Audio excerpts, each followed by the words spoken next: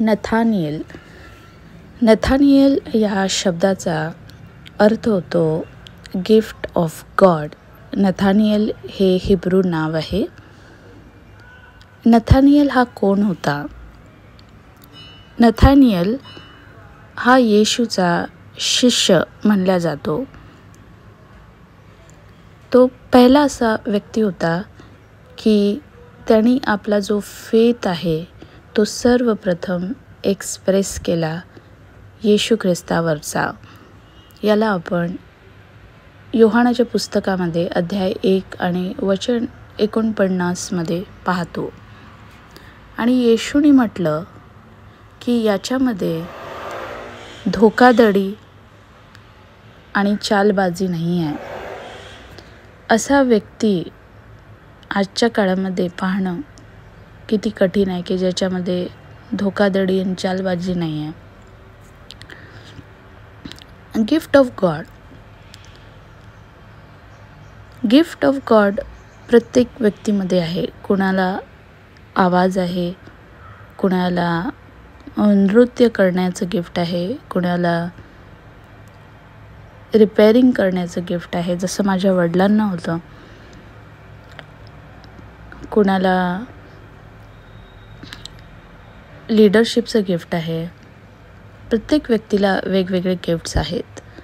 माझ्या आईला शिवणकामाचं गिफ्ट होतं आणि मला पण त्यामध्ये आवड झाली. आणि मग मी म्हटलं की हे जे आईचं गिफ्ट आहे ते तिने मला शेअर केलं आणि मी म्हटलं की त्याच्यात अजून आपण भर घालावी, त्या गिफ्टला अजून पॉलिश करावं. म्हणून मग मी 15 महिन्याचा कोर्स केला स्टिचिंगचा.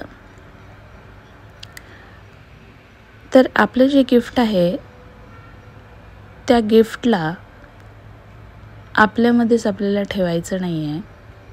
याचं कारण पण मी तुम्हाला सांगते. मी एका अंकलच्या घरी गेली होती आणि त्या अंकलचं वय झालं जवळपास 75 वर्ष झालं त्यांचं.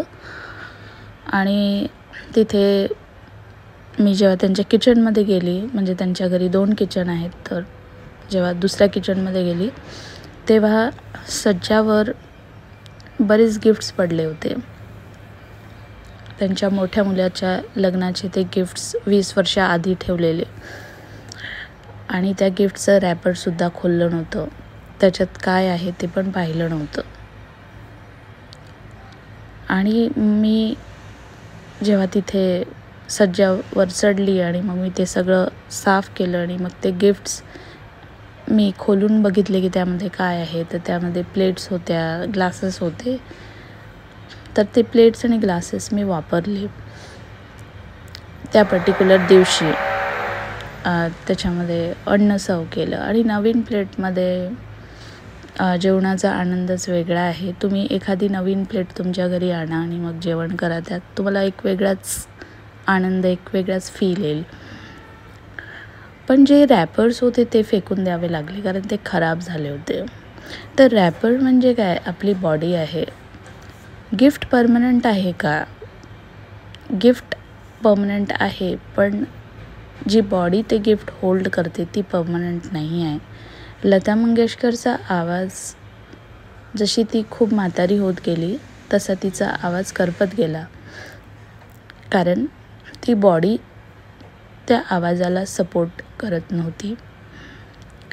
म्हणून आपल्यामध्ये जे गिफ्ट्स आहेत ते आपण दुसऱ्यांना शेअर केले तर दुसरी व्यक्ती त्या गिफ्टला अजून पॉलिश करू शकते आणि ते गिफ्ट जिवंत ठेवू शकते आपल्या जाण्यानंतर.